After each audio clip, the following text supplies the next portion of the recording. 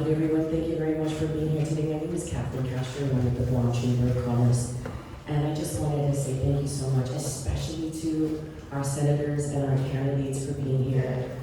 Special thanks to Speaker Terlaje for, I know that you guys had a session scheduled for today, so I really wanted to say thank you guys so much for taking the opportunity to be here today. And I'm just gonna turn this over to the folks who got it all started, the Guam professionals are, who is going to get this ball rolling, so Anthony, take it away.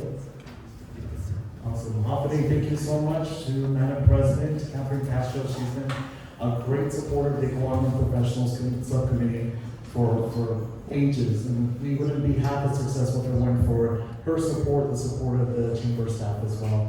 But yes, we were so helpful. They wrote down welcoming remarks for me. But in essence, my name is Anthony King. I'm the chairperson for the Guam Professionals. Today we have our Democratic Legislative Forum. We're very honored to have the presence of both our senators, our incumbents, and the candidates for this election cycle. This event provides a great opportunity for our young professionals to hear from our candidates about issues that matter to us. And then after this whole forum, we'll lead into a mixer where we can continue to have those meaningful conversations with everyone. So thank you so much for being here. Thank you to the audience members for being here. Without further ado, I'd like to introduce Ms. Shelley Santos from First Hawaiian Bank, who will be our moderator this afternoon. She has her own microphone. Thank you. Okay, I'm going to start by the explanation of the meeting format. Please bear with me, it's my first time public speaking.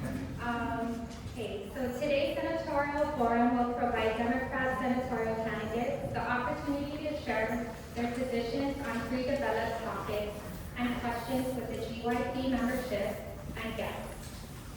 A lottery was conducted to establish the order of seating and the sequence of questions to be answered during today's forum. The meeting will begin with a 1 minute and 30 seconds introduction by each of the candidates in the order they are seated. The questions asked in today's forum will be based on the following topics: commerce on Guam, young professional interests, and overall interest of the people of Guam. Each candidate will have 1 minute and 30 seconds to fill a response to the question. The audience is asked to refrain from applause so that each candidate will have the opportunity to fully respond to each question within the allotted time. Thank you for taking the time to participate in our poll for the Guam Legislature Democrat candidates. There will be an after poll on screen as well. Your input is invaluable in shaping the discussions at the You Decide Legislative Forum. We appreciate your engagement and commitment to making your voice heard. The speed round announcement. Once we wrap up the Q&A session, we'll feature a speed round where candidates will tackle 10 or 14? 10 rapid fire questions with a simple yes or no response. This is a fantastic opportunity for you to hear the candidates' immediate positions on key issues in a quick and engaging format. Get ready for some fast-paced insights.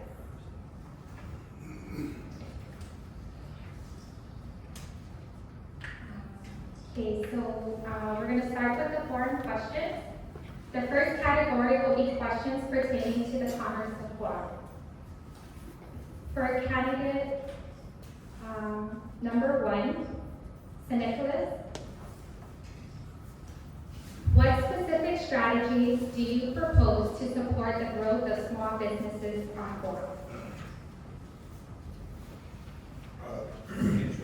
Thank you, ma'am. Do we have an introduction first, or is just... Oh, I'm sorry, yes. Start over. From the very beginning, Yes. start. So the order of the seating, so just go down the line. I picked number 1. office, you know, I'm a nervous wreck. I really don't like to public, speak in public. So when I asked my wife, I said, babe, what do I go up there and tell them? She goes, just be yourself. So ever since I was elected, you just see me being me. I hardly ever, use any paper to read when I'm in Congress. My name is Dwayne San Nicolas. I ran to legalize consumer-grade fireworks. It was one of my dreams when I was a child. I love playing with fireworks. And I like you, I'm very result-oriented kind of person. I like problem solving. And so that's what I bring to the table. One of the things that I'm very happy about is that the raceway amendment that we put into the budget bill. I went to a meeting with the kids and the Raceway Federation on a Saturday. On a Monday it was introduced. On Friday it was passed and it was signed by the governor.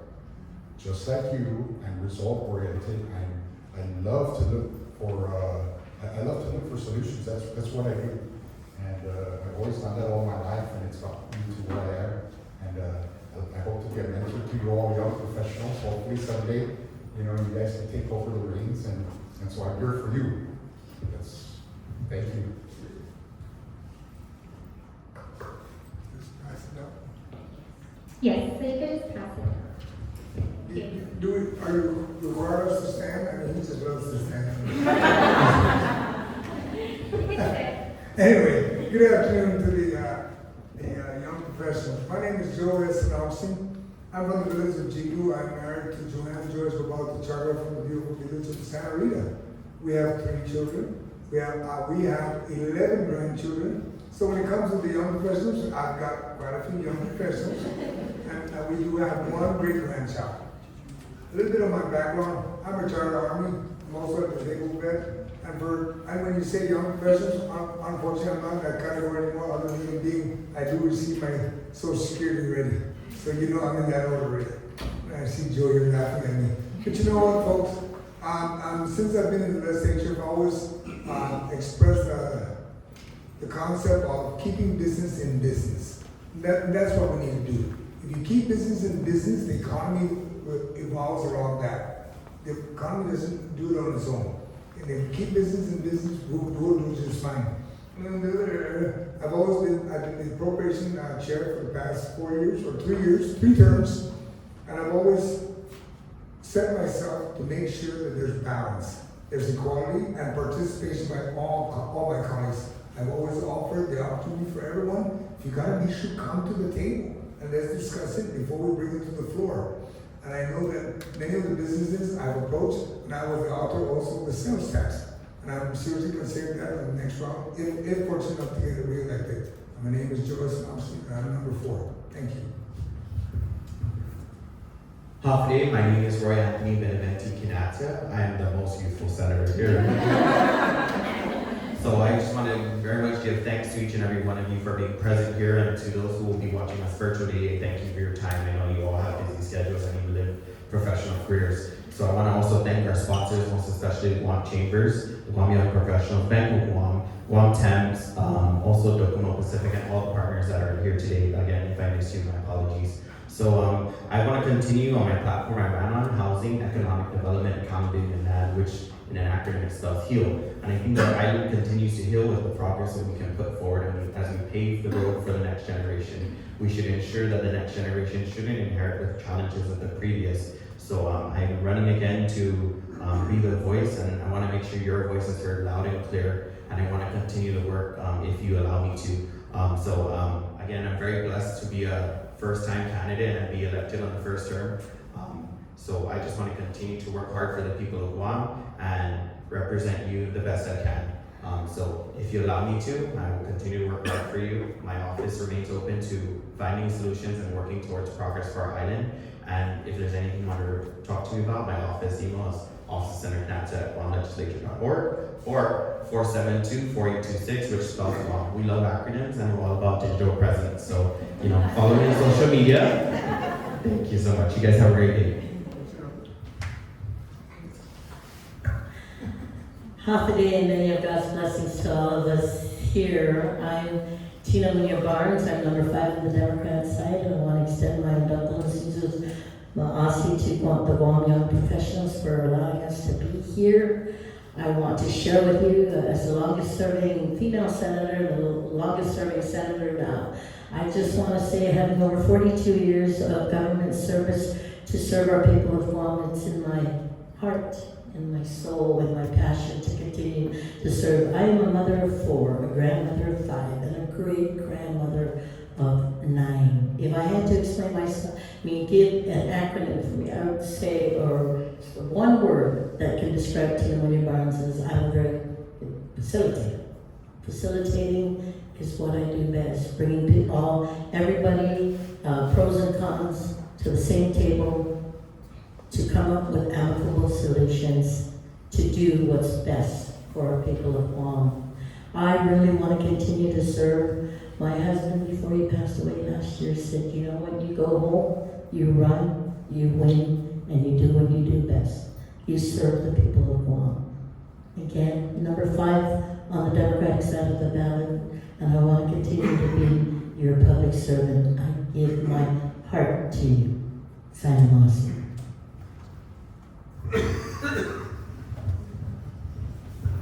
Hey everyone, my name is Senator William Parkinson. I'm number 3 on the ballot on the Democratic side. I'm humbly asking for your vote this coming election. I'm the son of former Speaker Don Parkinson. I was raised here on Guam. I went to J.G. San Miguel and graduated from George Washington High School. When I graduated, I wanted to be a firefighter, and so I went to the States and made my dreams come true. But my father got really sick with advanced Parkinson's disease, and that brought me home to Guam as I was his caretaker and I took over our family business. And you know, in that time, working with my dad through the VA and seeing people struggle on this island, that inspired me towards public service. And so, if you re-elect me, you will continue to get what you've seen. You'll see commitment, you will see discipline, you will see intensity, and a doggedness to get it done. So, you know, I've heard it said that us senators are kind of like experiments. The first time you vote for us, but the second time around, you kind of know what you're getting. And I hope I've shown with my actions that the people of Guam are getting somebody worthy of the seat who will work hard for them. So please consider me, Senator Will Parkinson, number 3 Democrat, for Senator again. Thank you very much. Alpha Day, my name is Sabina Perez, familia Gota, and as I was walking up the stairwell here, I noticed my grandparents, so Stu's Masi to the Chamber of Commerce for recognizing my grandparents, Eduardo Eclovea Perez and Clementina Santos. So I'm a daughter of Guam, and I'm an incumbent senator since the 35th Guam legislature, and my platform has been sustainability since day 1, and I've been working hard to deliver on that platform. I passed over 40 pieces of legislation in regards to protecting our environment and improving procurement. I think this is a really issue that, a very prickly issue that requires a lot of attention and expertise to try to fix. It's a multifaceted problem, and I've been working very hard to try to solve this, and I want to continue to do so because I know that businesses that want to do business with the government, it's very difficult, to get these bids and protests and what have you. So I'm working very hard to make it a fair process, and that's really the goal of procurement, is to make sure that everyone has a chance, an equal chance. And this is something that I'm fighting for our businesses. The other thing I want to do as a senator in the upcoming term, I have a vision to make Guam an export economy. And we need all your bright minds, your innovation, your resourcefulness, and thinking outside the box is going to be critical. So I ask for your support, Susan.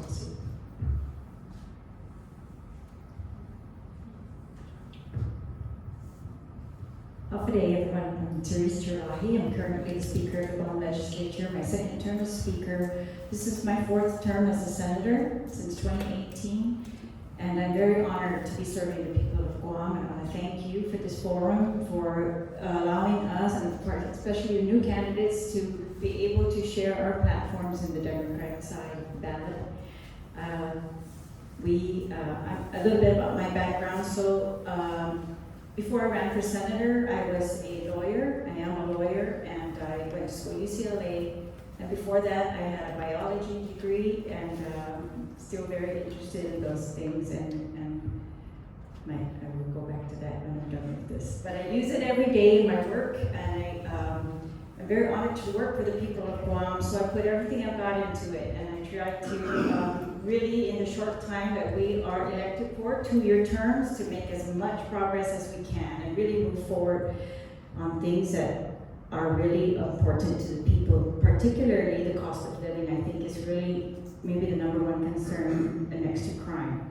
So we're trying to make sure that we can make changes that are really going to have an impact in the laws, in how they're implemented, and we've learned that we've really got to follow up on how these things are implemented if we want to see the change actually happen. But I'm very happy to have helped to reduce the BPT for small businesses, and I remain in full support of small businesses as long as an economic pillar.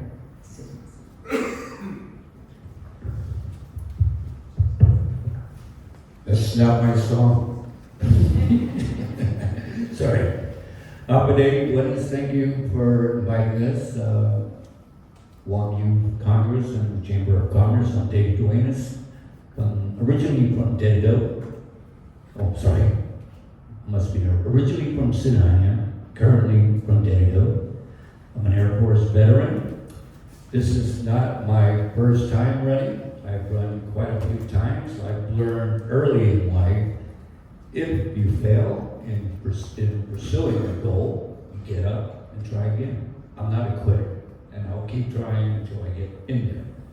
My goal, when I make it as a senator, is to work and get all the other 15 senators,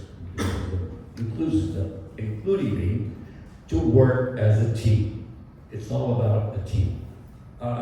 We have to pick a party when we run. We're required to do so by the election commission. I'd rather be not a party, but I had to pick one, so I did. My family is predominantly Democrat, so I chose Democrat.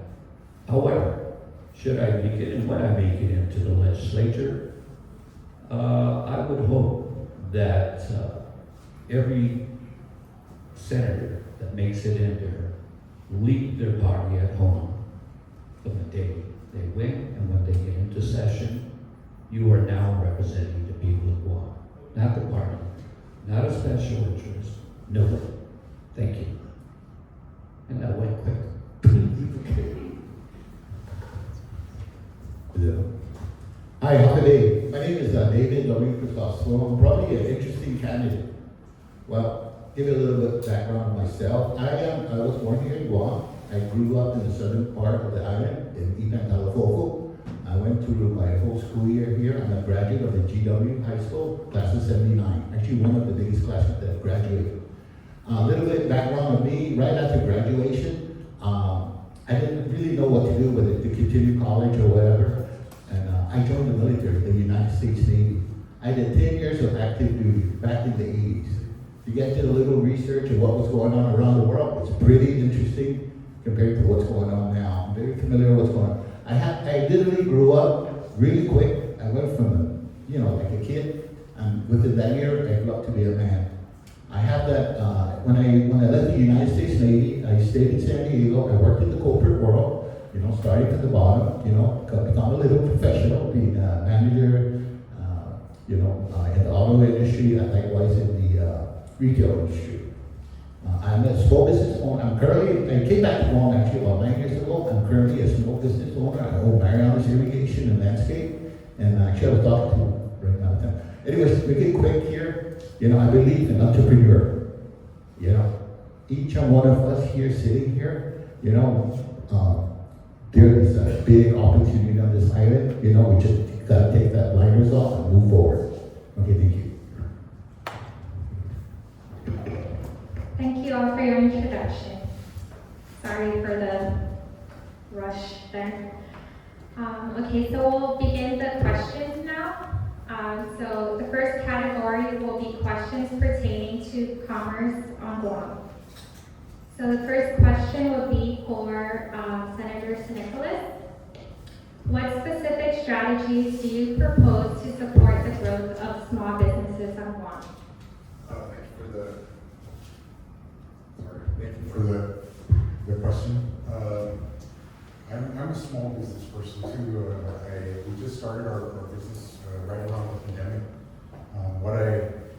What I do now, understand being in the legislature is, and I guess this is just being real, we could start the timer camp.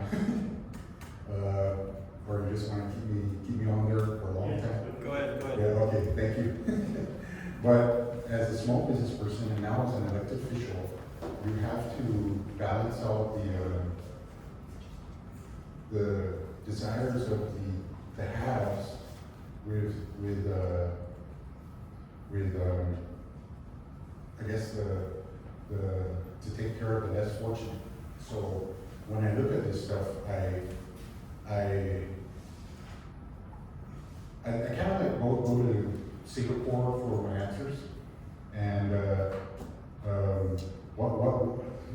other thing is with Guam is the economies of scale. It's really tough to get anything done here because we don't have the workers, we don't have the facilities, and so being in the legislature and understanding small business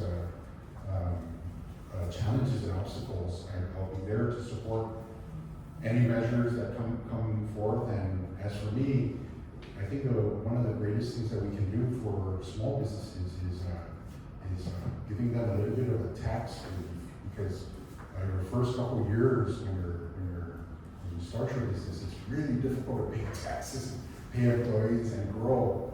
And so we can find a way where we can lessen the burden of the taxes on startups. I think that would go a long way. In Singapore, don't make profit a bad word. Who's going to pay for everything here? So we got to support small businesses, and I'm in the position to do so. Thank you. Thank you. And so for the same question, Senator Quinata, what specific strategies do you propose to support the growth of small businesses on Guam? Thank you for that question. Certainly, I think we need to be good neighbors. We need to support local and buy local. Advancing the agenda of entrepreneurship and Guma incubation, I think, has been very much a great starting point for a lot of our entrepreneurs. They've been helping groom small businesses and new collaborations out there so that we can have a better business community. I think also funding some of those professional skill levels in GCC and engaging the workforce development as well. I think there's a lot of engagement we need to take on in the community and see what those needs are. Certainly with all the young professionals in our community as well, we can learn a lot from you guys because you guys are also on the ground game. So I think investing in our next generation and investing in the business community as well, and making our tax dollars work for the next generation is something I would like to work on with you guys. Thank you.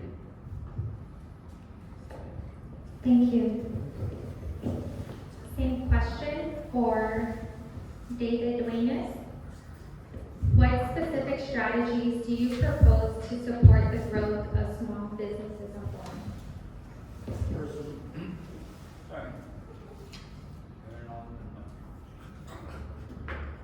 First, turn on the mic.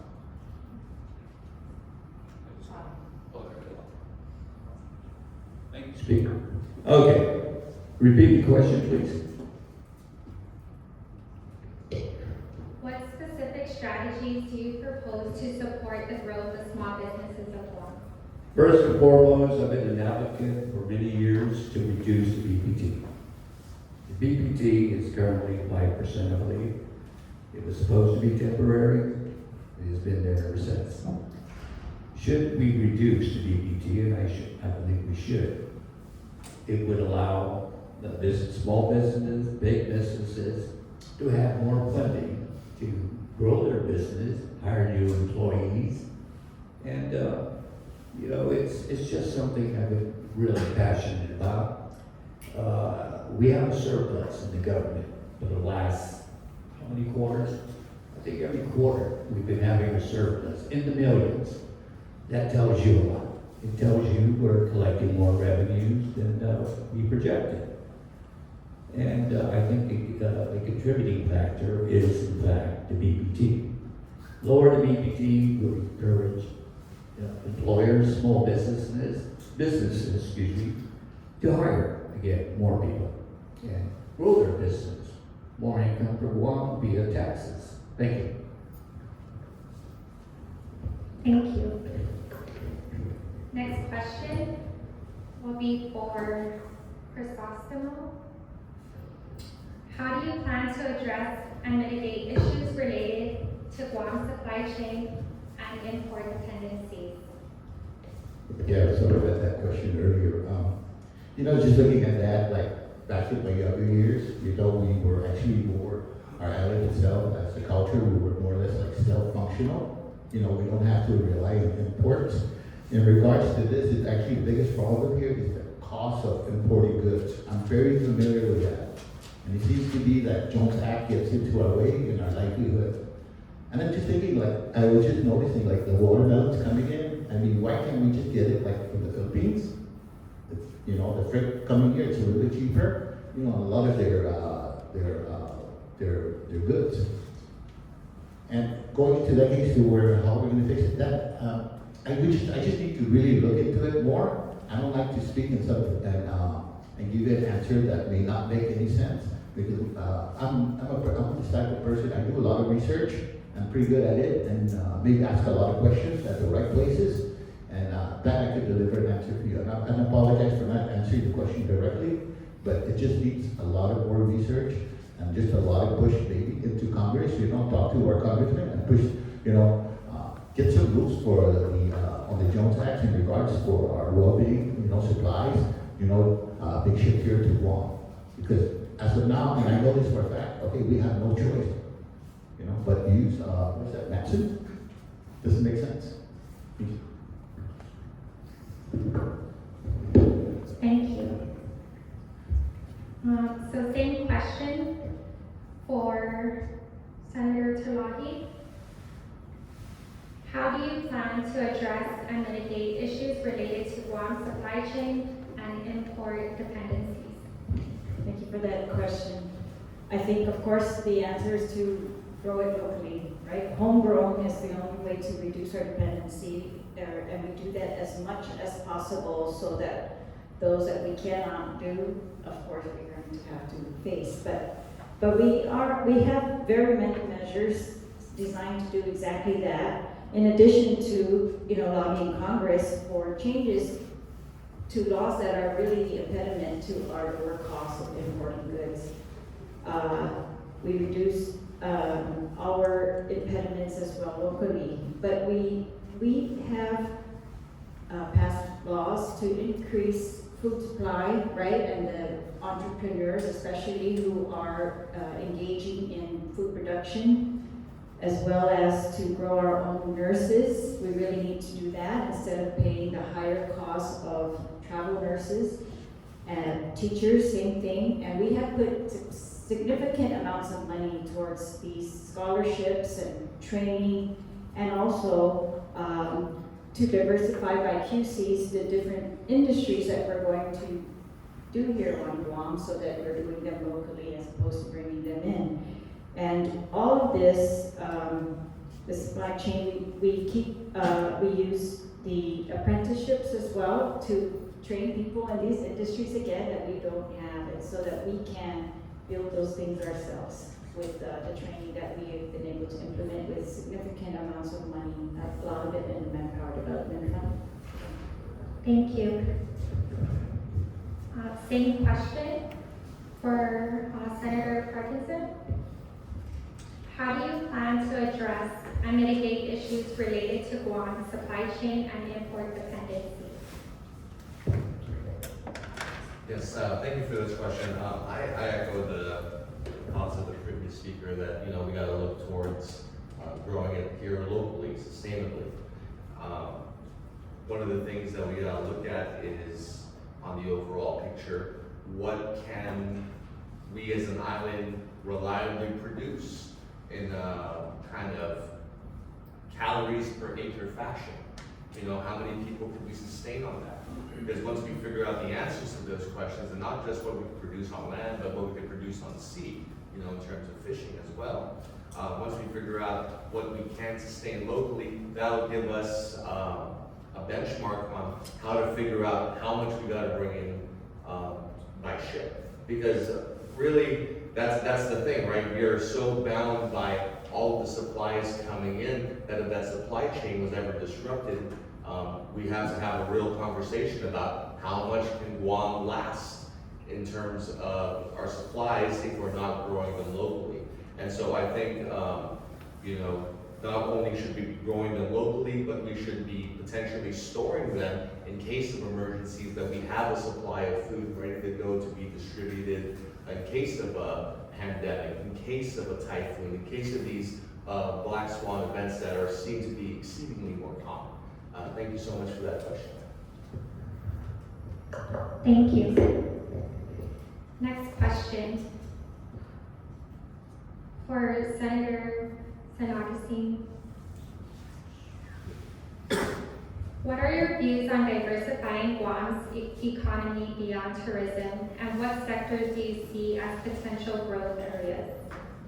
Well, you know, our economy must be diversified and cannot continue to heavily rely on tourism and the military. We must face the reality that the recovery period for tourism is uncertain, very uncertain. We need to explore and tap into other industry opportunities given our strategic location as a gateway to Asia. Additionally, we must look at self-sustainability through agriculture, aquaculture, and farming of cattle and poultry. You know, we need to remind ourselves that, and if a lot of folks are not aware of this, Tomorrowland Trust has a lot of agricultural property out there. The question I ask, we ask, and we will all say the same thing. Why are we just bringing in all our vegetables? Why don't we just buy from within the island? There used to be a large plantation in Indorama, in California. What happened to that? Let's bring it back.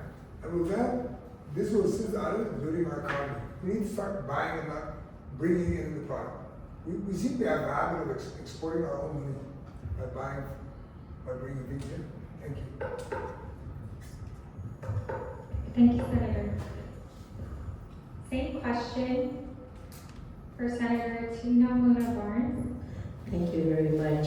You know, ladies and gentlemen, diversifying our economies is essential to long-term stability. Beyond tourism and the military, I see potential growth in sectors such as technology, education, and healthcare. Additionally, you know, investments in renewable energy, aquaculture, agriculture will not only create jobs, but also promote sustainability. I am committed to policies that will stimulate the innovation and economic diversification by ensuring that Guam's economy is resilient. And I was just talking to Ron Johnson earlier, talked about creating new businesses, Internet of Technology. You know, we've got new industries that need to come in, with cybersecurity, with internet, with all that.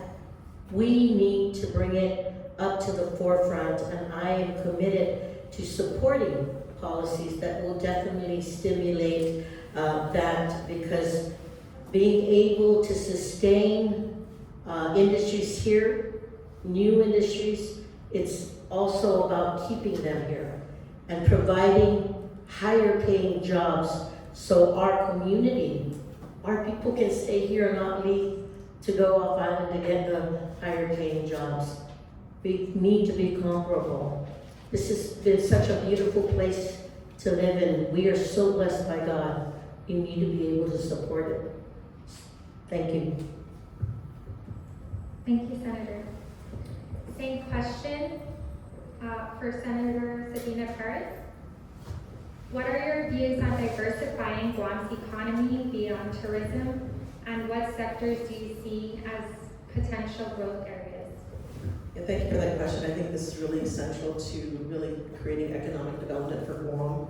So if you can think of everything that we use, there's an opportunity to localize that industry, whether it's food, and by doing so we can create food security for Guam, capital. So that's one of the biggest exports we have, unfortunately, is capital. If we can really rely on our institutions here to provide the funding, the financing needed that's needed for these capital improvement projects. So when you look at GWA, GPA, they require a lot of capital projects. Why can't we finance it here today? And so the money stays within our island, and that money can multiply, have a multiplier effect rather than it leaving Guam. The other thing I see is energy. So energy is another case where we're actually spending a lot of money. That money is going off island because we're buying oil.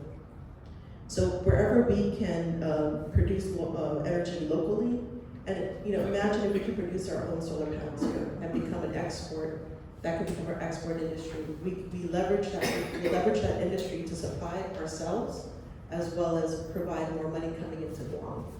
And so these are opportunities as I see it. And in regards to agriculture, I think really government can provide the lead in this because of the federal monies that come in to pay for food. We can utilize the money from that and build our capacity. Thank you.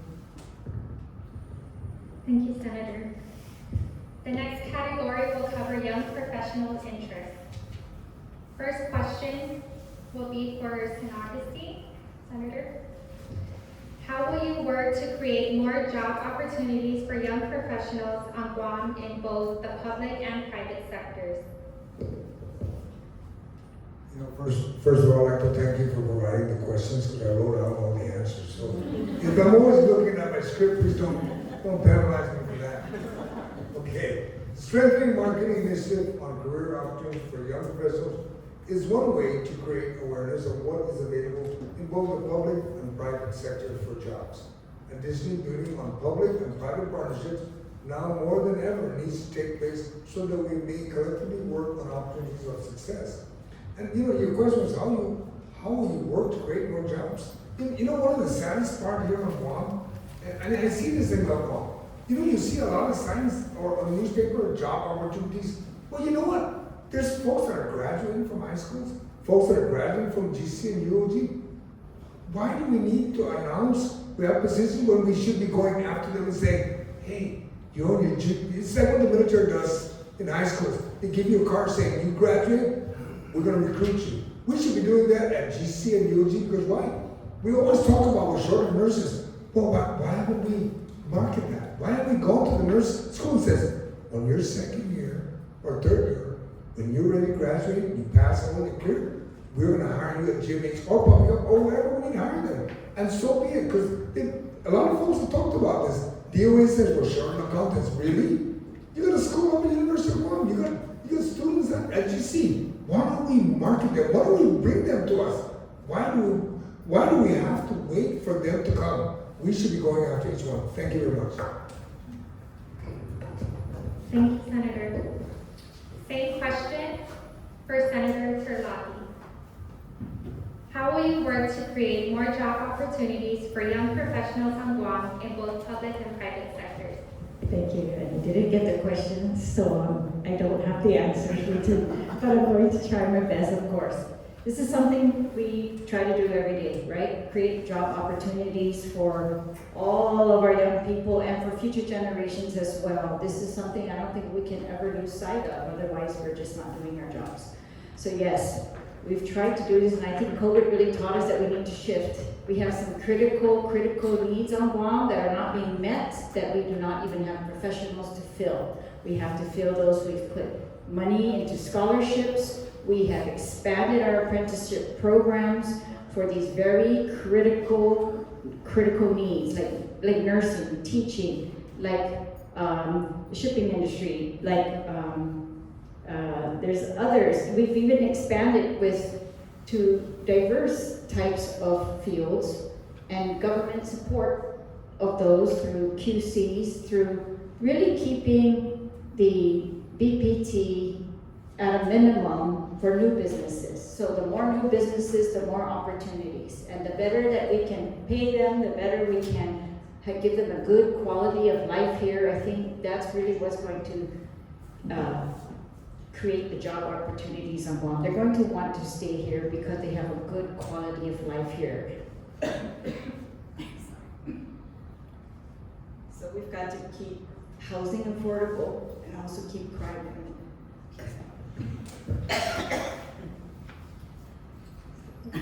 Thank you. Next question for Senator San Nicolas.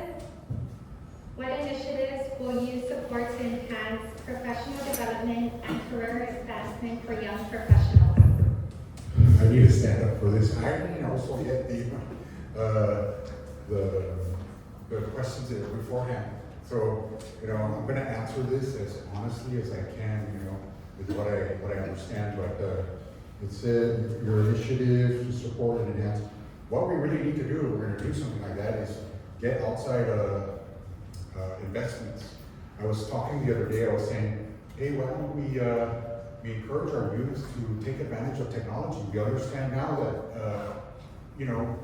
distance working with companies now is a reality. A lot of people from Amazon just quit their job because I think they told us to come back to work. So these guys are finding ways to sustain themselves, maybe start a business. But here on Guam, we're so far away from everything. Why don't we encourage our youth to take advantage of the technologies today and start up companies here, and so the companies in the States can outsource their work to us, because we're probably much cheaper here. You can hire us down here to make a cartoon like Toy Story 6 or 7 or 8, And so if we were to do something like that and create an atmosphere where we can encourage our young to get on the bandwagon with technology, those other companies out in California, the tech companies can outsource their work to us, and that will be a new type of economy, something that we could look forward to. Thank you. Thank you, Senator. Same question, and this will be for Senator Sabina Perez. What initiatives will support to enhance professional development and career advancement for young professionals? Thank you for that question. And I think what's needed is a successional planning that is pretty consistent throughout government.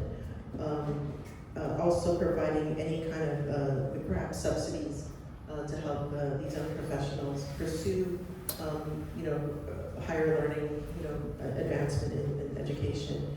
This is one thing that can help solve some of the issues that are, especially in the public sector. We see so many vacancies. People are leaving for federal jobs that pay twice as much, right? And so we really need to create a robust successional planning tied with education. And this is also tied to a much larger vision that I have for education. We need to tailor our educational system for the different careers out there to fill these vacancies, these much needed vacancies, rather than having to do without. And we're seeing the impacts that has on business today. When we don't have these professionals, like I oversee guarantee, for instance, there's such a shortage of workers there, it's hard to get, sometimes it's hard to get these responses. And so we really need to shore that out. What I really envision Guam to have is to have a vertical alignment. So you look from backward, how are you going to get that position filled, and you develop a curriculum that leads into that particular position. And we can do that for every position that's needed, but also we need to keep an eye open for other entrepreneurial ideas that for jobs that don't exist today. So that's through STEM curriculum. Thank you. Thank you, Senator. Same question.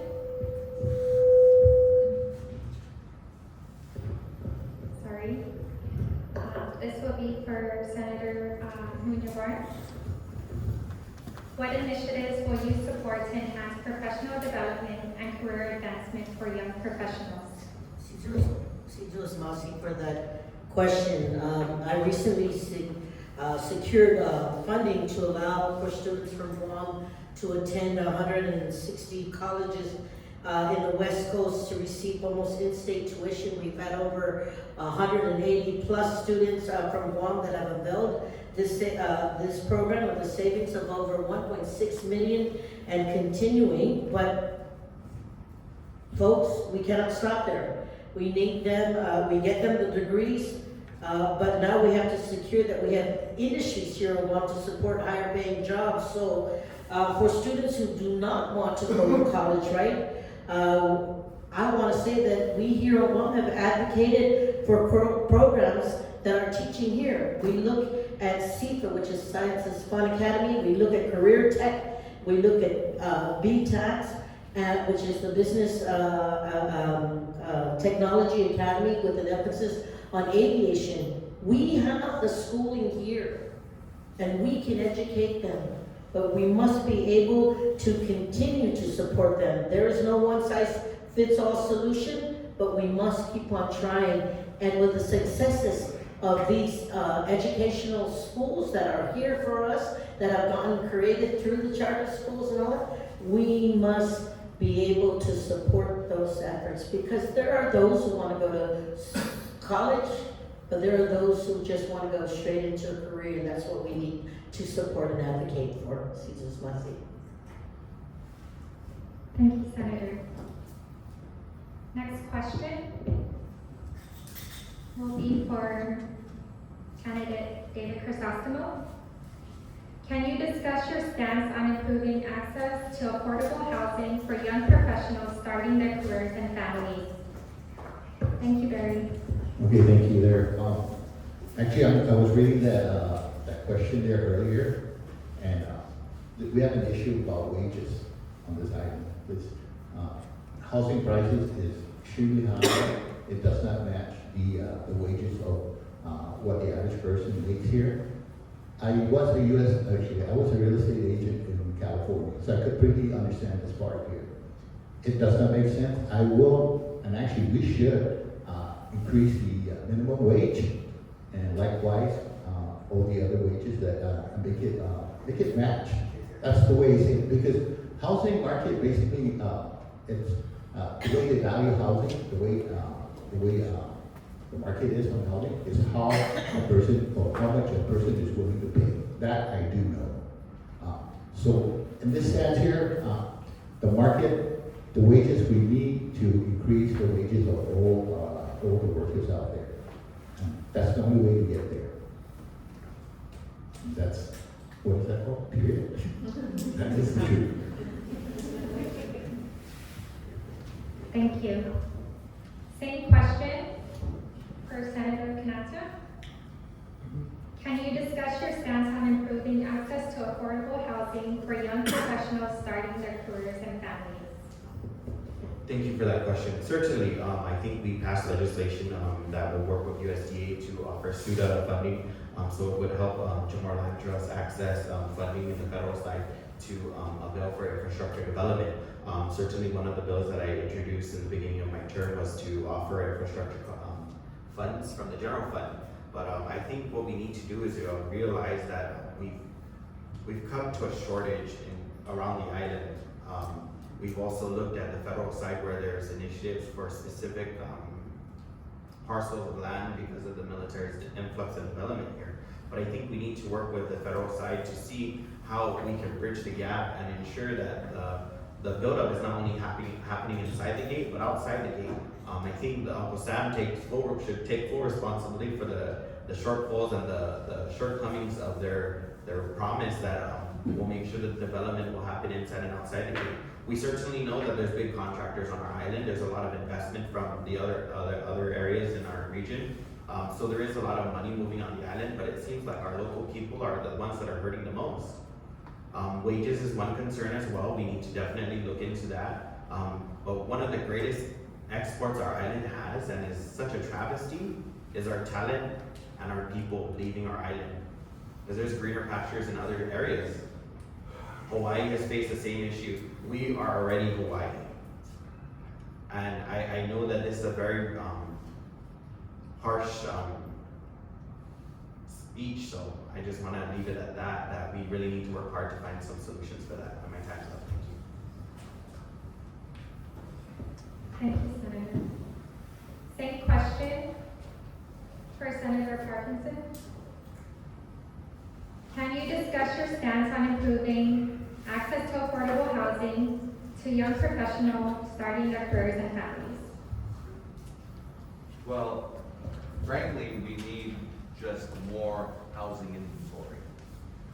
If we want to make housing more affordable on Guam, we just need to flat build more houses. Because not only do we have to provide for our local population, but we have an ongoing military buildup of soldiers coming in. And as, you know, if we look into our magical 8 balls into the future, we gotta ask ourselves, are things gonna get more active or less active in the Pacific in the next 10 years? I believe things will get more active in the next 10 years. And that'll lead to further stresses on the housing inventory. So we got to take advantage of federal dollars and push laws and initiatives to help encourage more housing inventory on Guam to relieve this price crunch on people. As well as I echo some of the sentiments of some of the previous speakers, look into wages, because what's the point of having all the inventory if nobody can afford to live there, especially the people that need it the most.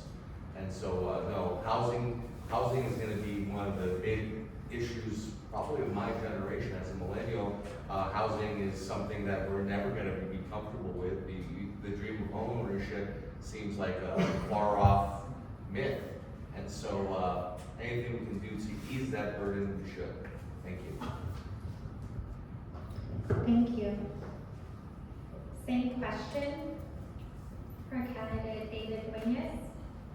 Can you discuss your stance on improving access to affordable housing for young professionals starting their careers and families? First and foremost, we all know that labor is a major issue in Guam. We bring in H-2 workers from abroad.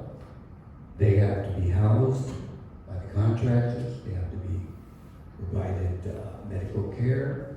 That translates eventually, it trickles down to the consumer, us, people that are trying to purchase houses. That is one of the major things that I see that contributes to the high cost of housing. The government of Guam currently, and has been for years, operated housing establishment, Guam Housing Corporation, and themselves are not doing a good job in maintaining them as they do, unfortunately, for our schools. I bring that up because with the Guam Housing and Urban and Gura, they have housings that are what I call fixer-uppers. Allow those houses to be purchased by young professionals, first-time homeowners, and hopefully that would be sold. And I did some research on that just a few months ago. So that is a possibility that it might not be what the new homeowner family might want, but it's a start. Thank you. Thank you. The last category is the overall interest of the people of Guam. First question is for candidate David Crisostomo. What legislative measures do you plan to pursue to ensure the long-term sustainability and environmental health of Guam? Okay, let me see this. Okay, just looking at this, what I'd like to do, and actually, in regards to this, we need to maybe put a team together in regards to our environmental surrounding, put somebody in place to actually maybe monitor it and keep it safe and also clean. Guam, I was just traveling to Palau maybe a couple of months ago, just going over it. It's very, very pretty, and we need to protect our islands, our seas, our waters, the animals in the seas, likewise inside inland, and the mountains. We need to preserve this because this is actually Guam, this is our culture, this is our society, this is part of our community. I'll probably like it, need to do a little research, and look into it. But the whole goal for me, my approach and everything that I do is just to make Guam better and make it a safe place for the people of Guam. Thank you. Thank you. Same question for Senator Quinata. What legislative measures do you plan to pursue to ensure the long-term sustainability and environmental health of Guam? Thank you so much for that question. I think what we can do locally is fund more boot camps and workforce development so that we can ensure that we can get swift inspections for those agencies and ensure that the red tape is cut faster so that businesses can open and we can continue to support economic development on our island that is often affected by the delays of the government's bureaucracy. I think if we can get those turnarounds faster, I think a lot of the business community and the young professionals and those who are wanting to be entrepreneurs and starting new business would definitely have better services. So I will look at funding those kinds of measures and I hope to support legislation in that effect and continue efforts in that direction. Thank you for that question. Thank you. Same question for Senator Maria Warren. What legislative measures do you plan to pursue to ensure the long-term sustainability and environmental health of Guam? You know, the last Guam Chamber meeting, John Benedetti reported that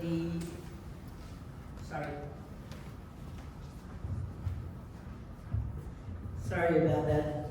At the last Guam Chamber meeting, the Director John Benedetti reported that the Okadu power plant will be coming online and customers would see a huge drop in their power bill. On that same token, it would burn cleaner energy than our 50-year-old plants currently in existence. And I want to share with all of you that I voted to authorize the refinancing of bonds to help make that happen. Ladies and gentlemen, we must take a liberal and innovative approach to helping our island become more sustainable. Just today, we are looking at getting more renewable energy online, and we must become good stewards of our natural resources. And this is why, as we see presentations that come from us within the private community, we must not leave any stone unturned, and supporting efforts like this, like what we've done in the legislature, has been a big support for cleaner and better energy, so, reduced, so that our energy that comes to place now is cleaner for our island. San Agustin. Thank you. Same question for Senator Sabina Perez. What legislative measures do you plan to pursue to ensure the long-term sustainability and environmental health of Guam? Thank you for that question. You know, sustainability is just an overarching concept. And for me, it's really about planning, comprehensive planning about our island, because we cannot go beyond our ecological means. And part of that is making sure that our water is safe to drink and protecting those areas that are going to recharge the aquifers. The Northern Highlands aquifer is where we get over 80% of our drinking water.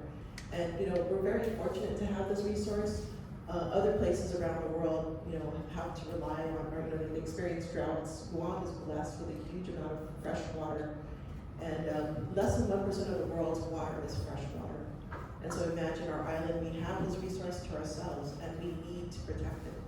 And so when we're talking about sustainability, we can't lose sight of our responsibility and how it's going to give back to us. For me, I'd like to think, you know, maybe pose this concept called in Hawaii they call it ahupua'a.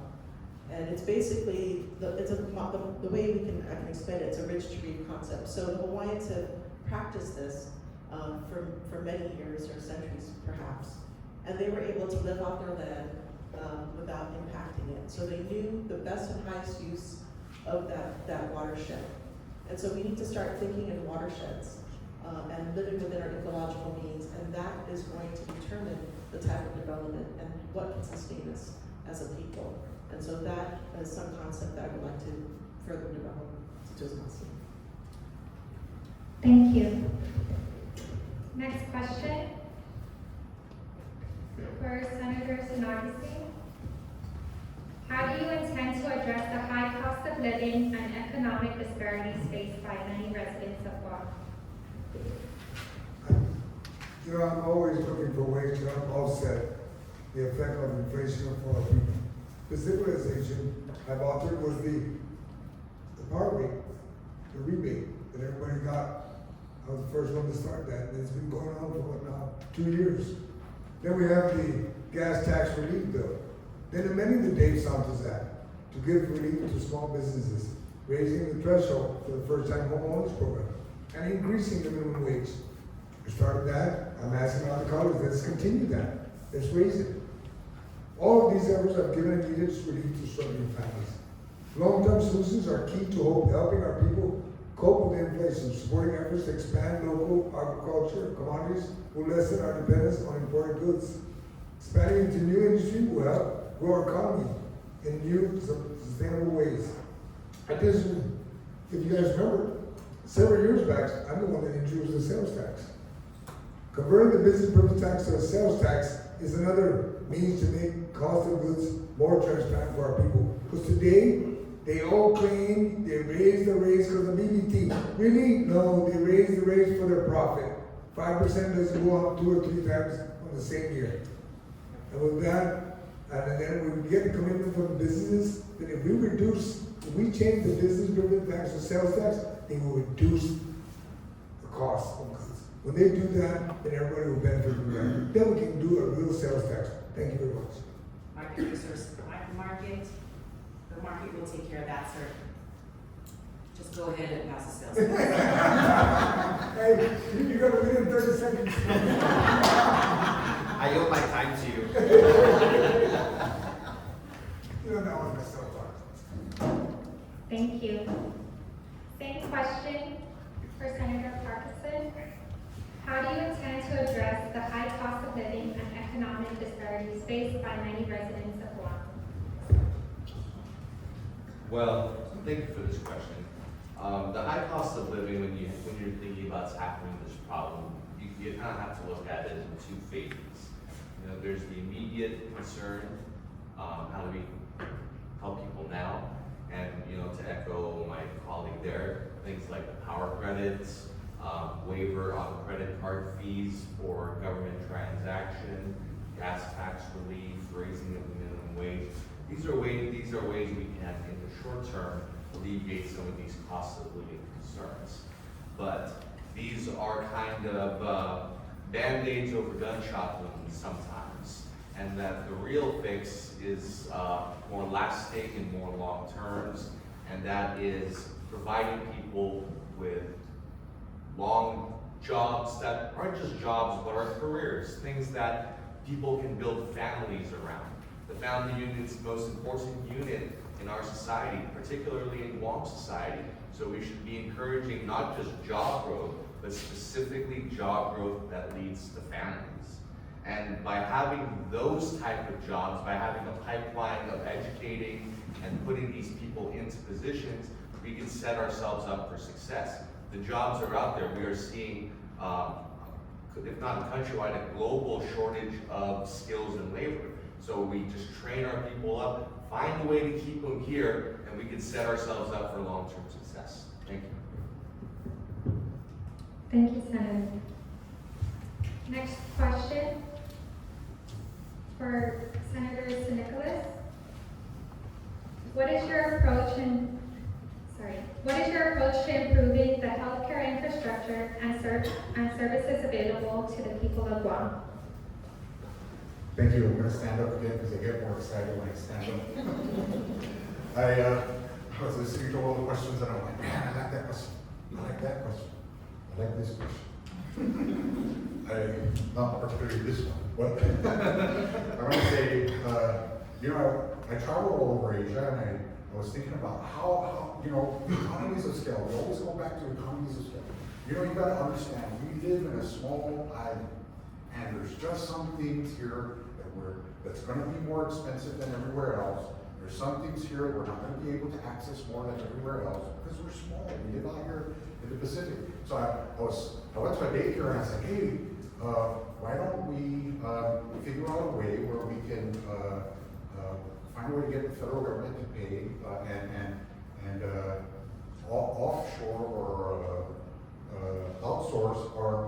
medical care, like send them to Vietnam, save money. and have them live there, But that was just thinking out of the box, How can we take care of our homeless? How can we take care of our manampo, like people in hospice care, like send them to the Philippines and have them live out in a nice medical farm somewhere and go out there and visit them. And we can actually take care of them with a lot less money, But having it done here, it's so expensive because, wages are high and all that stuff. It's hard to find hire good people because the talent is not there. But those are the kind of things that I look into and try to solve, They might be, kind of sound impractical, but if you think about it, it might be really smart. Thank you. Thank you. Same question for Senator Terlaje. What is your approach to improving the healthcare infrastructure and services available to the people of Guam? Thank you very much for this question. We all realize, I think, on Guam, that we are really very vulnerable in our healthcare infrastructure. Of course, we can see GMH very plainly is on its last legs. So we have acted, I think, with the help of all my colleagues, to move aggressively to ensure we have some financing for a new hospital. And in the meantime, we have 5 years. We have put financing towards this hospital. We've made sure that we have streamlined through law the licensing process for doctors and nurses and bringing in specialists. We've particularly funded the bringing in of specialists that we need at GMH for critical care that no other centers on Guam are providing. We've ensured that we have a nationally certified paramedics program through a law that I sponsored as well. We've ensured that nurses training is going to be funded.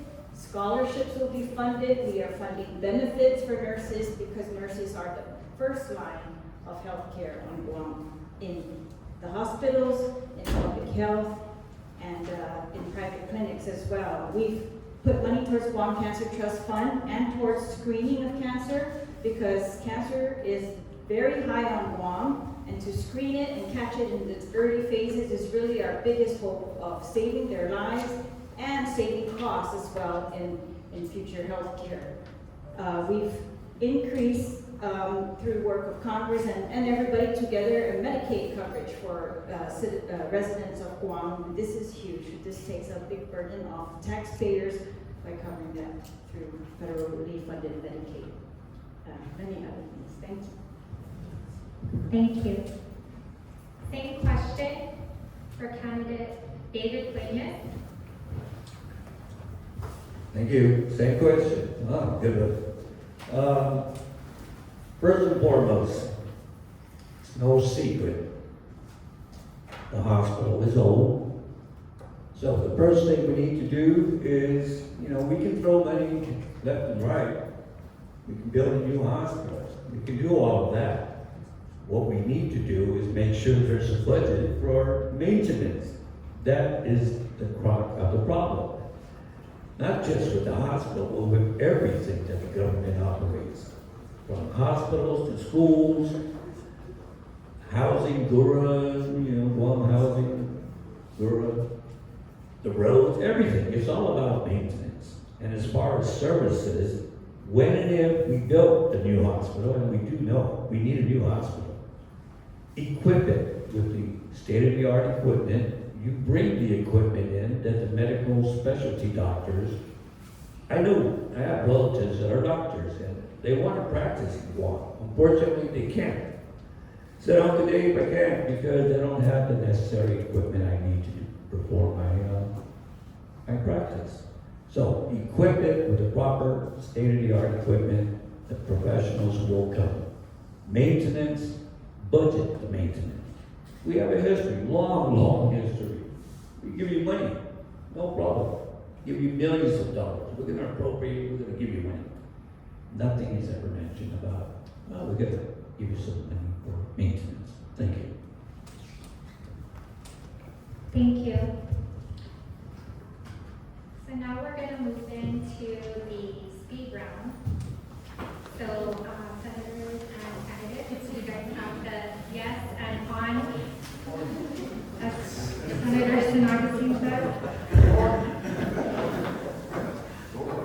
So there's gonna be 14 questions, speed round, so let's have fun with this one.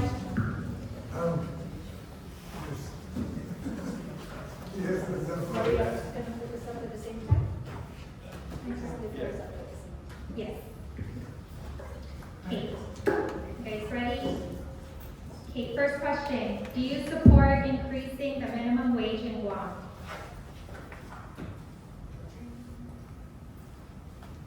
Second question. Should public school teachers receive higher pay?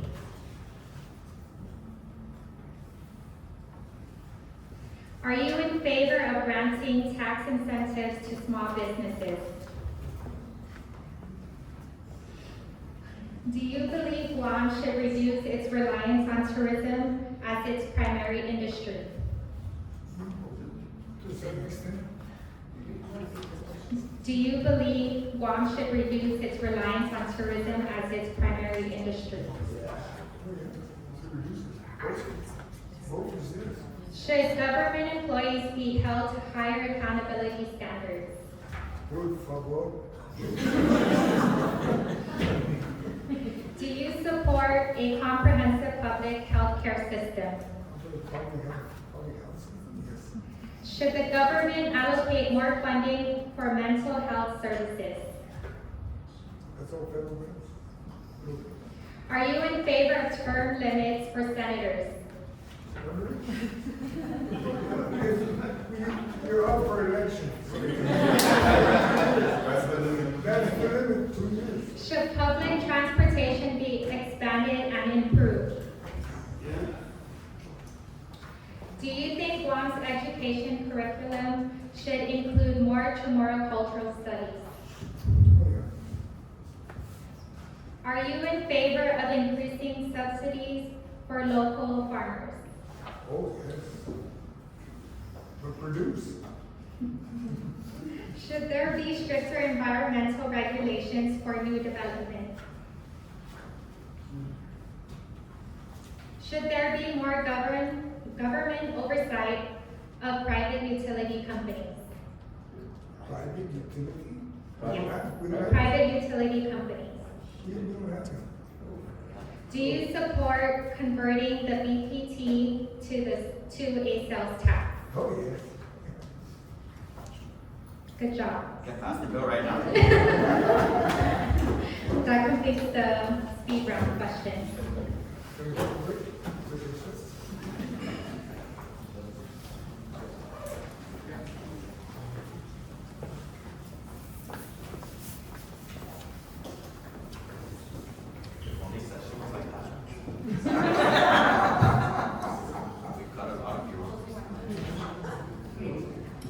Okay, we're going to begin the closing remarks, and we'll go from left to right this time.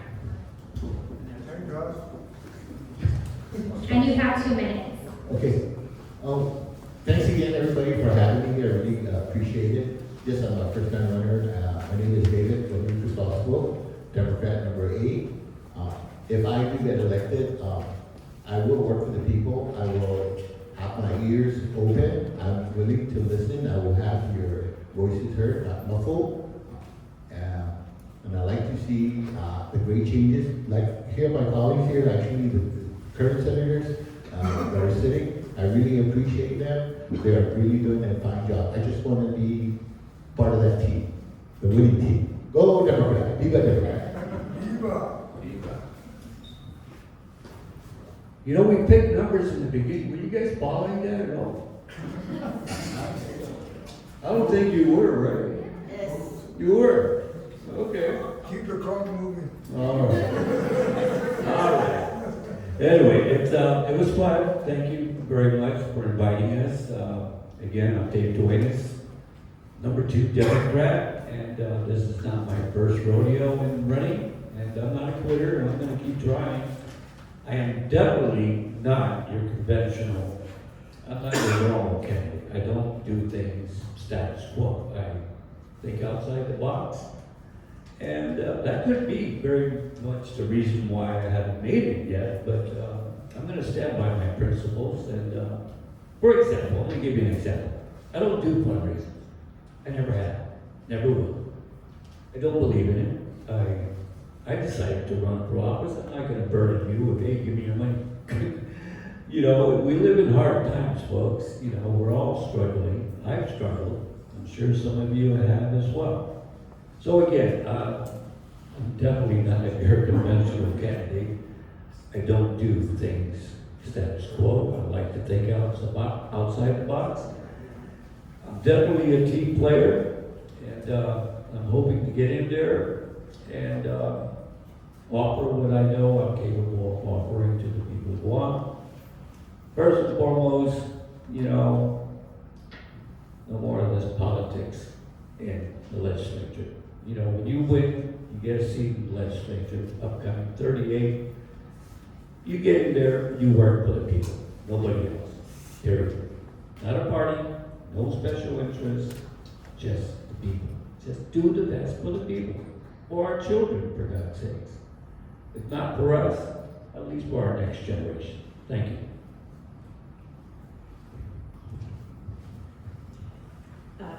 This is Mossy. Again, I'm Speaker Therese Terlaje. I'm very honored to serve all of you. And I'm looking forward to more of that, 2 more years. And I'd like to pride myself on the fact that I'm very willing to listen to all types of businesses and what their needs are and how the legislature, the government can help them.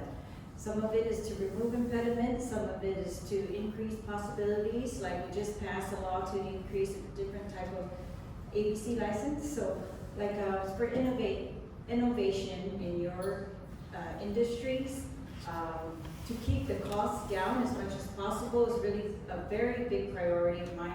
Keeping costs down by, you know, subsidizing as much as we can, utilities, making sure we can give, that we can convert to solar. We've supported all of these. We've made sure that our health infrastructure is, that we never stop improving our health infrastructure, that we treat our precious natural resources as the real economic commodity that they are. We have attracted people, including the military, including investments, because of our aquifer, and we have to keep that protected. We have to value our resources, such as the global part we play in the submerged cable landings on Guam, and make sure that we get value when we can, and that we share that with the people of Guam so that their cost of living is as minimal as possible, because our circumstances do really challenge us here. We have to make sure that we do things fairly. So I am very proud of the fact that that's one thing I'm very sensitive to is it fair, and is it, you know, to the greatest extent possible that the government can be, right? Are we treating businesses fairly? Are we treating residents fairly? And are we giving them best value for the resources that they own? And so thank you again for your attention today and for your help in the elections in Duenas. Duenas, and thank you for this opportunity to share my, I guess my platform for the upcoming term, should you choose me. I'm a daughter of Guam. I have a wide experience, a diverse experience, as a medical technologist, diabetes researcher, science teacher, and now senator. I've also had many different perspectives from not only the public sector, but the private sector. I've went to private school, high school, but then I also taught in public school.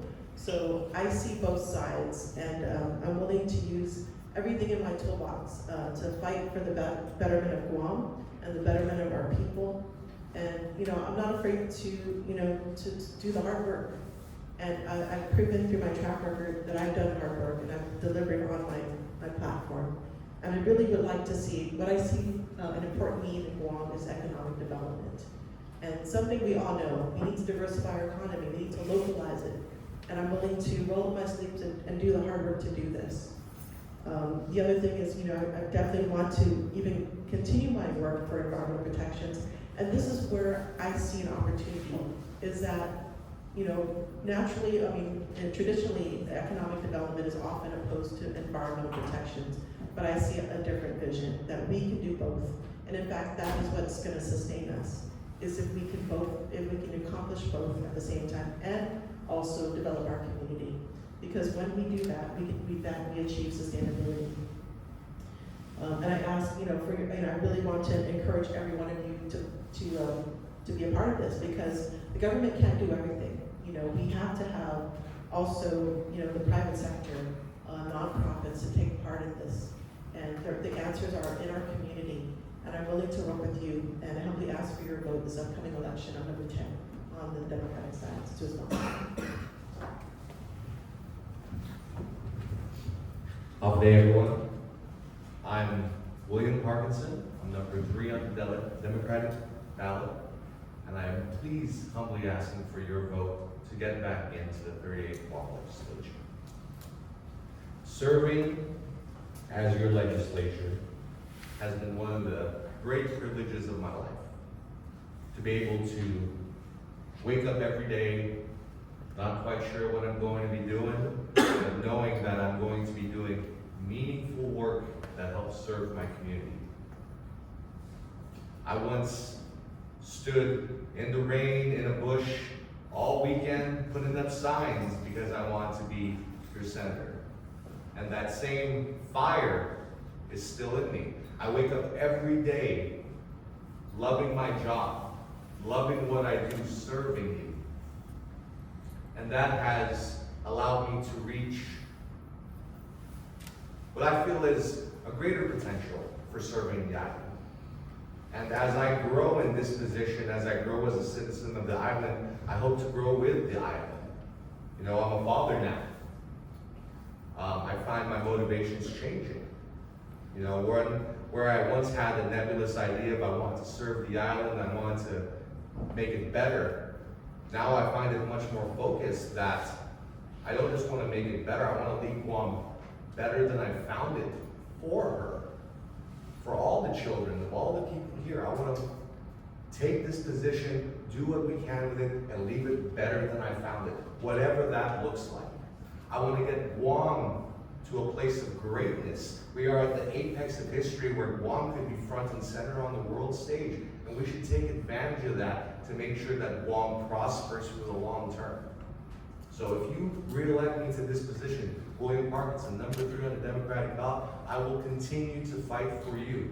So please give me that chance, and I will not let you down. Thank you.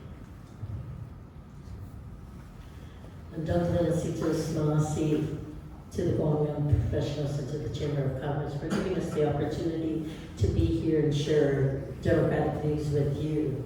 As a mother, grandmother, and great-grandmother, as I said earlier in my opening, I have the heart and passion to serve. I've been your public servant for 9 terms. I want to continue to serve the 38th Guam legislature, working in the Public Defender's Office to provide for the indigent community, then working with the Department of Integrated Services for individuals with disabilities to give them access to literally be integrated into our community, and being your legislative policy maker for 9 terms. It is in my heart and my passion to serve. I have gotten the blessings from my family, my children, and my grandchildren to continue to serve. I give you 100% of my life to work for you. Education, safety, and health are the #1 priorities. Will always be there. But we also got to think about the others, bringing new job industries in, helping our veterans, looking at opportunities to make Guam greener, cleaner, and healthier. Each and every one of you have a powerful gift, and that gift is your vote.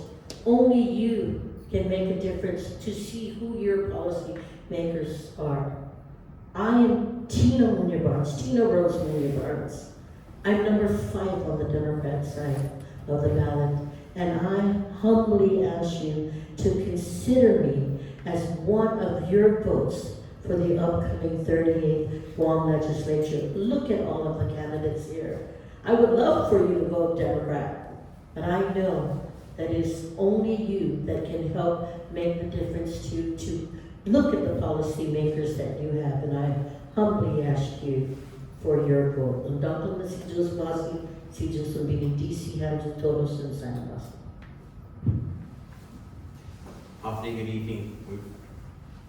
Good evening. Thank you guys so much again for hosting this great event. It's very much a pleasure for me to be here and to be advising you of our ideas and where we want to go. Thank you to our sponsors, the GuamTemps, Banco Guam, Docomo Pacific, GTA, and all of you for taking out times out of your busy schedule again to be with us today. I just wanted to give a real we call it short notice for everyone that October 14th to 28th, we will be having early voting, so I encourage each and every one of you to participate and show up and make sure your voices are heard loud and clear. Again, we cannot echo this anymore louder for you. Reach out to your family and friends. Again, it's not about me, it's not about us, it's about all of us as a community and where we want to go and moving forward, right? So again, my platform is housing, economic development, accountability, and land. As a first freshman senator, I'm very much blessed with the opportunity to serve you, and I humbly ask for another term, and I want to work hard for you, the people of Guam, and make sure that your voices are loud and clear. I am the most youthful senator here. I'm 28 years old. I come from Simon Sanchez High School. My school's not rebuilt, so we still got a lot more work to do. But I also want to work hard to also ensure that bureaucratic government process do not delay the services you guys want to provide for our community, and also engage in new business opportunities for the next generation, so that we don't have the same problems and situations that affect the next generation.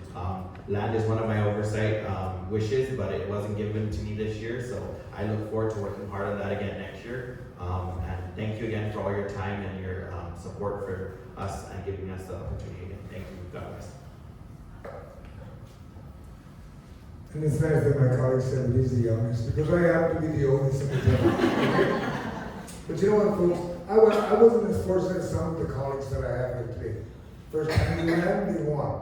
I ran before twice. I didn't make it. And when I finally made it, and I've always expressed to everyone that I'm not running for me, I'm running for you. Number one, you know, part of my background, I mentioned I'm retired Army.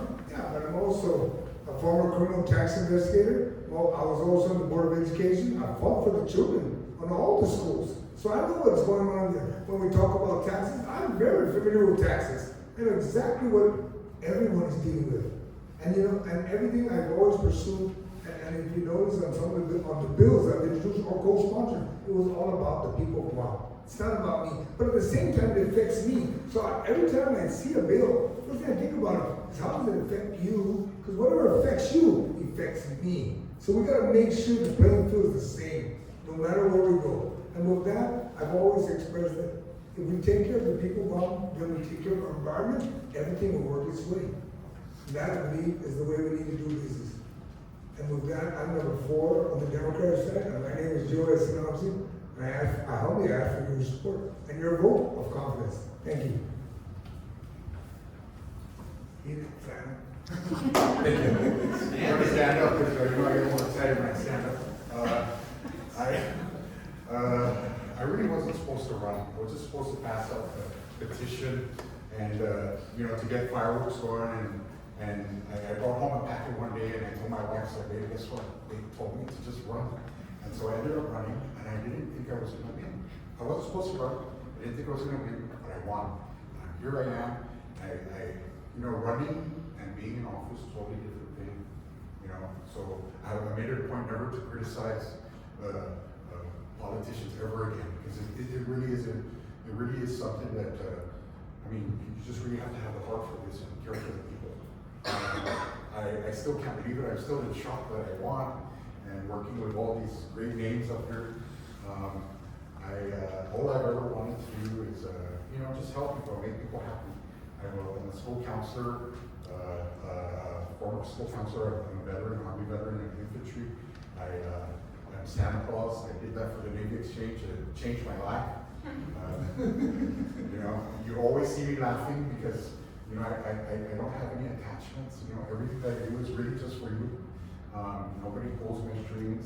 Nobody tells me to do this way or that way. I'm really just here for you. I decided to run one more time because I felt that I'm in a position to actually make a difference. I'm there for you. What I don't really, you know, we're just given like 30 seconds, 1 minute to give our answers. But I'm going to tell you right now, my door is always open. If you want to come and talk to me about the issues that were brought up here today, come on in and talk to me, and maybe we can come up with a solution. You know, and that's the kind of stuff that I bring. My name is Dwayne San Nicolas. I'm number 7 on the Democrat side are asking for your support once again. Thank you. All right, thank you so much, candidates. Just some final notes before we move on to the mixer. But I'm just so pleased that our organization can go ahead and create this environment where we can engage in meaningful conversation. We'll continue to have those in the event we weren't able to ask some questions from the audience. But as was shared earlier, we want to thank our sponsors, express our heartfelt gratitude to our GYP advocates, the Bank of Guam, GuamTemps, and GTA Teleguam for their unwavering support of our team. We also extend our appreciation to our GYP partners, Docomo Pacific and Vantage Advertising, our GYP supporters, First Hawaiian Bank, Matson, Security Title, and SBPC for their vital contributions, and then special recognition to our Centurions Plus sponsors, AK and the First Hawaiian Bank, for their significant involvement in all of our programs. And let's give it up to Shelly. She did so wonderful.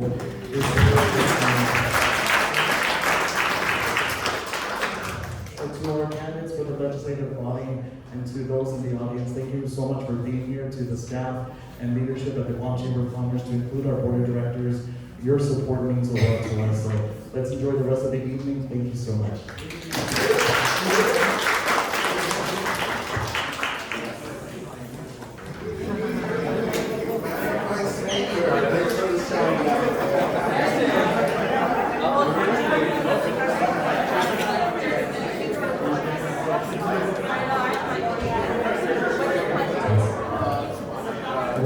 Before it gets lost, can I meet you more, borrow, you know?